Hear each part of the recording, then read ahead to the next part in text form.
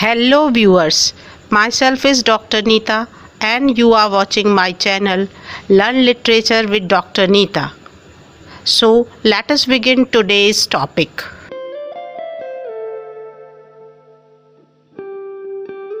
Hello dear students, आज जानेंगे structuralism के पार्ट 2 को। इससे पहले एक वीडियो बनी हुई है जो पार्ट 1 की है और उसमें स्ट्रक्चरलिज्म की हिस्टोरिकल बैकग्राउंड और फर्डिनेंड डी सैशोर जो कि एक स्ट्रक्चरलिस्ट हैं जिनसे स्ट्रक्चरलिज्म की शुरुआत मानी जाती है, उनके कुछ टर्म्स के बारे में मैंने बता रखा है। तो इस वीडियो को देखने से पहले अच्छा रहेगा कि आप उसका फर्स्ट पार्ट भी देखें। सो ये एक तरीके का रीकैप है हमारी फ़र्स्ट वीडियो का, बिकॉज़ फर्स्ट वीडियो में मैंने स्ट्रक्चरलिज्म और उस फर्डिनेंड डी सैशोर के कुछ कंसेप्ट बताए थे। So first concept Ferdinand de Saussure का स्ट्रक्चर का था और उन्होंने कहा था कि हर चीज़ का एक स्ट्रक्चर है और हमें चीज़ों को उस स्ट्रक्चर से ही समझना चाहिए। जैसे उन एग्ज़ाम्पल के फॉर्म में मैंने बताया कि सोलर सिस्टम का एक स्ट्रक्चर है और दुनिया का हमारी का एक स्ट्रक्चर है। हर चीज़ जो है वो स्ट्रक्चर के हिसाब से ही समझी जाती है। इसी तरीके से सैशोर ने कहा कि लैंग्वेज का भी एक स्ट्रक्चर होता है और बाकी सारी चीज़ें हमें जब स्टडी करते हैं हम लिटरेचर को भी, तो हम जो लैंग्वेज का वो बड़ा वाला स्ट्रक्चर है उसे हम स्टडी करते हैं, उसके डिफरेंट कॉन्सेप्ट्स, उसके सिंबल्स, उसके मेटाफर्स, इन सारी चीज़ों की स्टडी की जाती है और ओवरऑल वो जिस कल्चरल बैकग्राउंड में है वो एक स्ट्रक्चर है और इन सारी चीज़ों की हम स्टडी करते हैं। तो स्ट्रक्चर का कंसेप्ट फर्डिनेंड डी सैशोर का था। इसके अलावा इन्होंने सिग्निफायर और सिग्निफाइड का कंसेप्ट दिया। उन्होंने कहा कि जैसे कोई वर्ड होता है तो वर्ड जो है वो सिग्निफायर है और उस वर्ड का जो कंसेप्ट बनता है वो सिग्निफाइड होता है। For example here tree word है, जैसे TREE और ट्री वर्ड लिखा हुआ है या आप सुन रहे हैं किसी ने बोला है, तो ट्री कहते ही आपके दिमाग में एक कंसेप्ट आता है कि इस तरीके का एक ग्रीन पत्तियाँ और स्टेम वाली चीज़ होगी। तो वो जो कंसेप्ट है that is signified. It means the signified is the concept and signifier is the vehicle or the word that has been used and together are called the sign।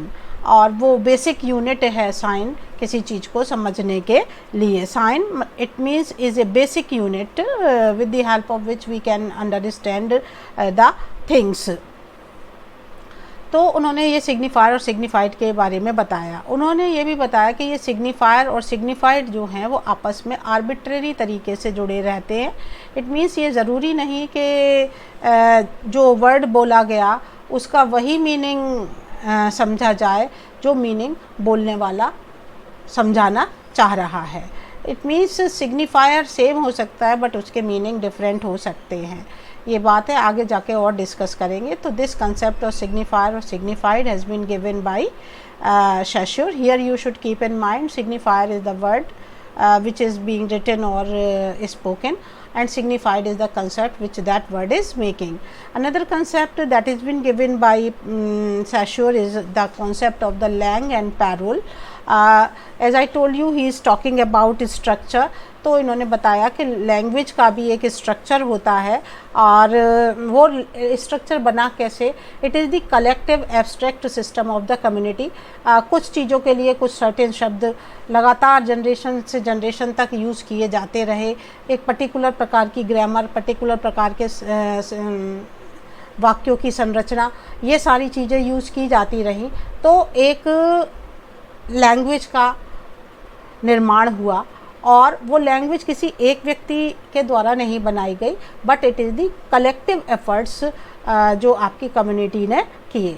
अब जब हम उस कम्युनिटी को बिलोंग करते हैं और हम भाषा का उपयोग करते हैं, लैंग्वेज का उपयोग करते हैं, तो हम वही सारी चीज़ें जो हमने सीखी हैं, जो हमारी कम्युनिटी में होती है, हम उन्हीं में से कुछ चीज़ों को सिलेक्ट करते हैं।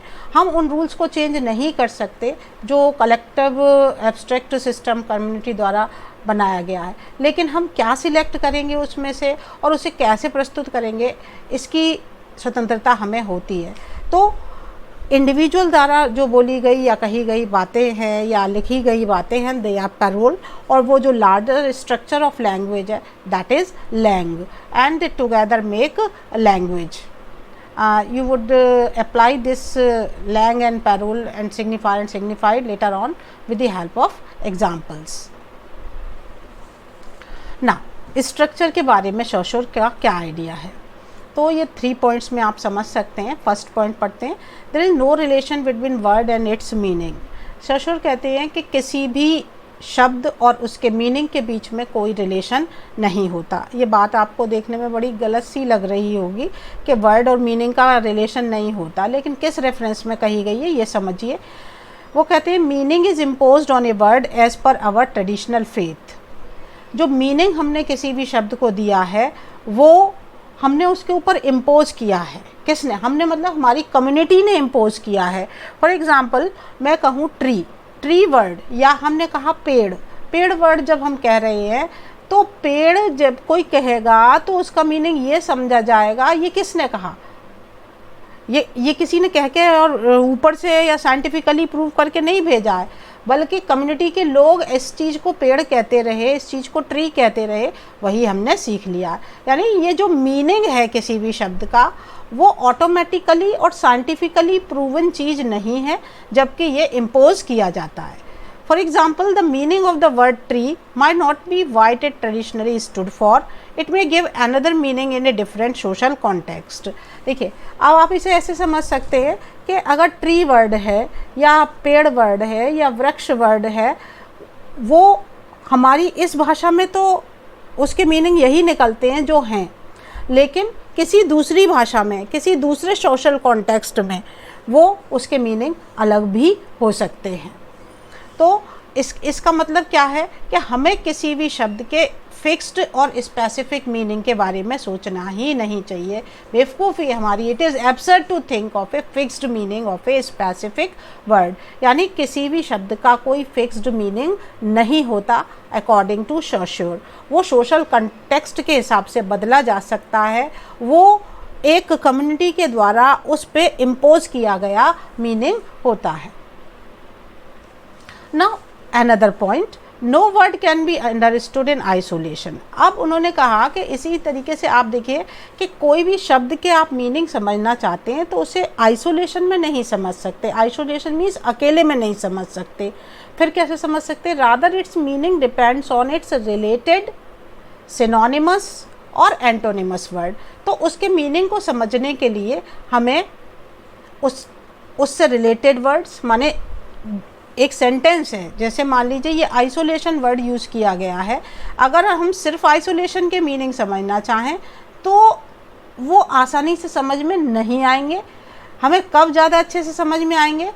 जब हम इन्हें इन शब्दों के साथ पढ़ेंगे, इसके इर्द गिर्द जो हैं.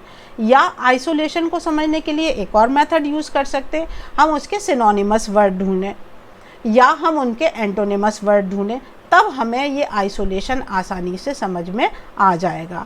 सो this has been said by Saussure, no word can be understood in isolation. अकेले में किसी वर्ड की कोई महत्ता नहीं है. जैसे कि अगर आप पुराना वीडियो देखेंगे उसमें मैंने बताया था स्ट्रक्चर के बारे में कि कोई भी स्ट्रक्चर है, जैसे बिल्डिंग का स्ट्रक्चर है तो ईंट की महत्ता नहीं है या दरवाजे की महत्ता नहीं है जब तक कि वो उस घर के अंदर सेट ना किया जाए बाकी सारी चीज़ों के साथ. इसी तरीके से किसी एक शब्द की इम्पोर्टेंस नहीं है जब तक कि उसे दूसरे शब्दों के साथ रख के मीनिंगफुल ना बना दिया जाए. In fact word meanings depend on the systematic arrangement in which that particular meaning word has been set. तो कब समझ में आता है? जब वो सिस्टमेटिक अरेंजमेंट के साथ पूरे सेंटेंस में रख दिया जाता है. फॉर एग्ज़ाम्पल व्हेन वी से द वर्ड प्लांट, हमने प्लांट वर्ड कहा, मान लीजिए खाली ऐसे ही प्लांट कह दिया, दूसरे शब्द नहीं गए, तो फिर हमें उस प्लांट की मीनिंग समझ में नहीं, किस प्लांट की बात कर रहे हैं, क्या है प्लांट के बारे में, क्या कहना चाहते. तो हमें या तो वो है कि हम उसे यूज़ करें दूसरे वर्ड्स के साथ, या we make a comparison with the synonymous words like tree. हम बताएं कि भाई ट्री नहीं है, ये ट्री नहीं है, इट मीन्स ये उतना मोटा और इतना बड़ा सा नहीं है, ये प्लांट है।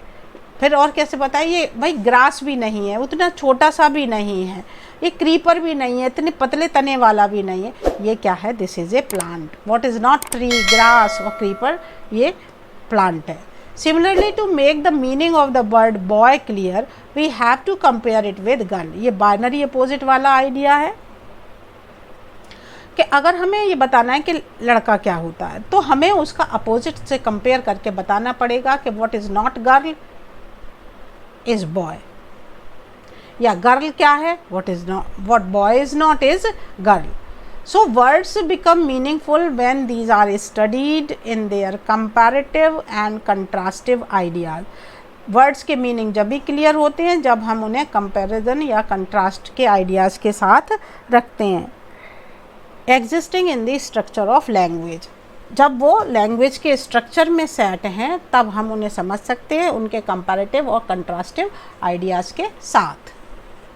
Third point is meaning of a word is always imposed on it by human mind and idea, so it can never be considered universal. ये बात मैं बता चुकी हूँ तकरीबन कि उनके ऊपर जो मीनिंग है वो इम्पोज किया जा सकता है और इसीलिए वो कभी भी यूनिवर्सल नहीं होगा, उसके मीनिंग बदलते रहेंगे। एक और एग्जांपल से समझिए कि हम किसी व्यक्ति को देशभक्त कहते हैं, किसी को देशद्रोही कहते हैं। दूसरे देश में से आके हमारे यहाँ हंगामा मचा जाए, हमारे यहाँ परेशान कर जाए तो हम उसे टेररिस्ट कह देते हैं कि भाई इसने टेरर फैला रखा, टेररिस्ट है। लेकिन वो अपने देश के लिए लड़ रहा है तो उस देश में उसे क्या कहेंगे, फ्रीडम फाइटर कहेंगे। पहले ज़माने में जैसे राजा होते थे तो जो राजा हमारी सेना के जवानों को मारता था तो हमारे लिए तो वो शहीद होता था, लेकिन उनके लिए उन्होंने उसे किल किया होता था, वो शहीद नहीं होता था, वो दूसरे देश का एक सैनिक मारा गया होता था। तो एक ही चीज़ है, एक ही वर्ड है, वो कहीं किसी रूप में यूज़ होता है, कहीं किसी रूप में। वो एक ही व्यक्ति है, सैनिक है, एक जगह टेररिस्ट कहला रहा है, दूसरी जगह वही व्यक्ति फ्रीडम फाइटर कहला रहा है। तो कोई भी वर्ड जो है उसे आप उसका एक सिंगल मीनिंग नहीं निकाल सकते। One person may call him terrorist while other may call the same man a fighter. So soldier अगर हम कहना चाहें तो soldier may be a terrorist for one person and a freedom fighter for the another. So Saussure calls language an arbitrary and relation. तो it means arbitrary means मन की मर्जी से, मतलब लैंग्वेज में कोई वर्ड्स के मीनिंग ऐसे लॉजिकली और साइंटिफिकली सोच के नहीं दिए गए, बल्कि आर्बिट्रेरीली मन मर्जी से दे दिए गए। किसने दिए वो मैंने आपको बताया कि हमारी कम्युनिटी ने उसके ऊपर मीनिंग इम्पोज किए। जनरेशन आफ्टर जनरेशन वो बातें कह दी गई कि भाई आप इस चीज़ को पेड़ कहोगे, इसे बिल्ली कहोगे, इसे चूहा कहोगे, इसे टेबल कहोगे, accordingly we are saying, but इनके पीछे कोई साइंटिफिक लॉजिक नहीं है एंड दे आर रिलेशनल। एक बात आर्बिट्रेरी है, मन की मर्जी से कहें, उन्हें समझने के लिए हम रिलेशनल चीज़ें यूज़ कर सकते हैं। इट मीन्स एक चीज़ को समझने के लिए हम दूसरी तरीके से उसे कंपेयर और कंट्रास्ट करके बता सकते हैं। अब आती है बात कि स्ट्रक्चरलिज्म को लिटरेचर में कैसे अप्लाई किया जाए। Structuralism maintains that a text is to be analysed. कैसे करें textual analysis? In a way that through it one may understand larger structure such as the culture, the literary journal etcetera. तो text को analyse करने के लिए उन्होंने कहा पहले आपको उसकी जो लैंग्वेज है उसके स्ट्रक्चर को समझना होगा।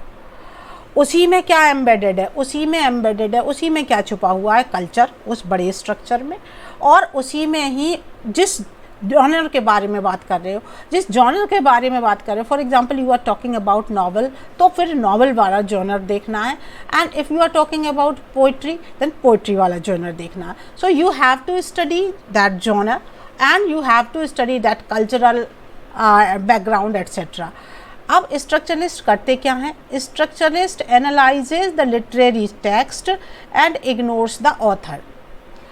दे are not at all worried about author. Author कौन है उन्हें इससे फ़र्क नहीं पड़ता, वो उस लिखी हुई भाषा को ही सबसे ज़्यादा सिग्निफिकेंट समझते हैं और उसी की एनालिसिस करते हैं। ना उन्हें ऑथर की चिंता, ना उस हिस्ट्री की चिंता। They are merely concerned with the text, जो लिखा हुआ है उसको देखते हैं, उसी के स्ट्रक्चर को देखते हैं, उसी में से बहुत सारे से कॉमन फीचर्स जो पहले भी यूज़ होते थे अब भी यूज़ हो रहे हैं, जो कॉमन नहीं हैं वो वाले भी, वो एक एक करके कैटेगोरिकली अलग अलग निकालते हैं। इसमें कुछ भी सब्जेक्टिव नहीं है। फॉर एग्ज़ाम्पल अगर मान लीजिए हमने देखा कि इसमें 5 स्टेंजा है, हर स्टेंजा में 4 लाइन है, तो ये तो सभी के लिए एक सी बात होगी। It means it is an objective kind of study. मान लीजिए कोई पोएम आप पढ़ रहे हैं, तो पोएम में आप देखते हैं कि जो इससे पहले पोइट्स थे उन्होंने कौन सी फॉर्म ऑफ पोइट्री यूज़ की थी, और ये भी यही फॉर्म ऑफ पोइट्री यूज़ कर रहे हैं, या इन्होंने इसमें इतना अमेंडमेंट कर दिया है। इट मीन्स स्ट्रक्चरलिस्ट की जो एनालिसिस है it is always objective, that is not subjective. There is no meaning in interpreting an individual literary work, rather its true meaning is to be understood in relation to the larger abstract structure which contain them। तो कहते हैं कि text को सिर्फ उसके text को पढ़ लेना पर्याप्त नहीं है, इंडिविजुअल लिटरेरी टेक्स्ट को, जबकि उसके मीनिंग को वो जो लार्जर टेक्स्ट है उस जॉनर का या उस कल्चर का, हमें उसके अंतर्गत ही उस टेक्स्ट की एनालिसिस करनी चाहिए। इट मीन्स जैसे आप बिल्डिंग के स्ट्रक्चर में देखते हो कि if we are trying to understand the significance of a particular brick, we have to understand its significance in the total structure of the building and simultaneously with the relationship of that brick with the other bricks, with the door, with the window, with all other constituent of a structure। ये मैंने पहली वाली video में बता रखा है कि structure में हमें पूरे स्ट्रक्चर के साथ क्या रिलेशन है ये भी देखना है, उसके साथ आपस में जो टेक्स्ट के बाकी कंपोनेंट है उनका आपस में क्या रिलेशन है वो देखना है। Literary work could no more be called a work. 20th century का ये बात हुई उसमें ऐसी कि जो पहले ऐसा होता था कि ऑथर कुछ भी लिखता था हम उसे उसका वर्क कहते थे, लेकिन अब वर्क नहीं कहा जाता था, अब उसे कहने लगे टेक्स्ट, क्योंकि ऑथर को वो निगेट कर रहे थे। स्ट्रक्चरलिस्ट की निगाह में ऑथर की कोई वैल्यू नहीं थी, वो उस टेक्स्ट को देखते थे और उसे क्या मानते थे, लिंग्विस्टिक कंस्ट्रक्ट, कि ये लैंग्वेज का बना हुआ एक स्ट्रक्चर है जैसे दूसरे स्ट्रक्चर हैं, और हमें उन दूसरे स्ट्रक्चर्स का कंपैरिजन इससे करना है, और इसके साथ साथ ही हमें इसके जो बाकी कॉन्स्टिट्यूएंट पार्ट्स हैं उनका भी स्टडी करनी है, जैसे प्लॉट है, जैसे सिंबल्स हैं, उनकी करनी है, प्लस इस टेक्स्ट का रिलेशन बाकी सारे टेक्स्ट के साथ ढूंढना है। Then it means whole of the text, whole of literature, whole of a particular genre become the langue, और उसमें छोटा सा पार्ट जो टेक्स्ट हम स्टडी करते हैं वो बन जाता था उसका parole. Structuralism studies literature to find the patterns. क्या ढूंढते थे ये? कॉमन पैटर्न्स ढूंढते थे, औरों में और टेक्स्ट में और इनमें क्या कॉमन पैटर्न्स हैं, इनमें और उनमें क्या कॉमन सिंबल्स हैं, what are the different layers of narrative, इनके नैरेटिव को इन्होंने किस तरीके से सेट किया है, पोएम है तो उनकी लाइंस किस तरीके से सेट की हैं, स्ट्रक्चर ऑफ प्लॉट कैसा है, और इनकी और पहले जो वर्क पब्लिश है उनके में इसमें क्या डिसिमिलरिटीज़ हैं और क्या डिसिमिलरिटीज़ हैं, ये सारी चीज़ें वो फाइंड आउट किया करते थे। अगर थीम को भी उन्हें देखना है तो थीम ये नहीं कि इसकी क्या थीम है, नो, इसकी क्या थीम है ऐसे नहीं देखते थे। He is dealing with this theme, और it means this text is having this theme, and previously other text were also having this theme but they were different, वो उनसे कुछ उनमें अंतर था या वो कुछ उसके जैसे थे। तो इस तरीके से ये कहते हैं कि किसी भी चीज़ को आप अकेले में स्टडी नहीं कर सकते, आपको उसका रिलेशन दूसरी चीज़ों के साथ एस्टेब्लिश करना पड़ेगा, प्लस इसमें भी जो जितनी सारी चीज़ें हैं उनका भी आपस में रिलेशन आपको जानना होगा। स्ट्रक्चरल एनालिसिस की यह तरीका स्ट्रक्चरलिस्ट ने बताया। एग्जाम्पल से समझिए। For example, Pride and Prejudice by Jane Austen is a literary work, और rather should I say text है ये, that practises and avoids by the conventional rules of a literary novel. तो novel is a genre, और उस genre में कुछ नियमावली हैं, कुछ कन्वेंशन हैं कि एक नॉवल ऐसा ऐसा ऐसा ऐसा होना चाहिए। और प्राइड एंड प्रेजुडिस से पहले जो नॉवेल्स लिखे गए उनमें कुछ क्वालिटीज़ होंगी। तो अगर जेन ऑस्टिन के प्राइड एंड प्रेजुडिस को स्टडी करना है तो सिर्फ प्राइड एंड प्रेजुडिस को स्टडी करने से काम नहीं बनेगा। आपको उसके पहले नॉवेल से उसकी relations plus pride and prejudice के अंदर जो चीज़ें हैं, उसका प्लॉट है या उसका नरेटिव है या उसकी अदर थिंग्स हैं, उनका आपस में रिलेशन ये आपको देखना पड़ेगा। So the literary journal of novel becomes the langue under which the norms of Pride and Prejudice by Jane Austen have been penned as parole है। तो उस जॉनर में जेन ऑस्टिन ने, जॉनर इज द लैंग बड़ा वाला structure, और जेन Austen ने अपना पैरोल यानी उसके अंदर छोटा सा स्ट्रक्चर किस तरीके से पेन किया। Structuralist study would be in relation to some common patterns, उनमें क्या कॉमन पैटर्न्स है, कौन से कॉमन सिंबल थे, प्लॉट स्ट्रक्चर में क्या डिफरेंस और सिमिलरिटीज़ थी, और द कैरेक्टर्स कैसे थे, उनके रिलेशंस कैसे थे, उससे पहले वाले नॉवेल्स में कैसे थे, ये सारी चीज़ स्ट्रक्चरलिस्ट स्टडी करते हैं।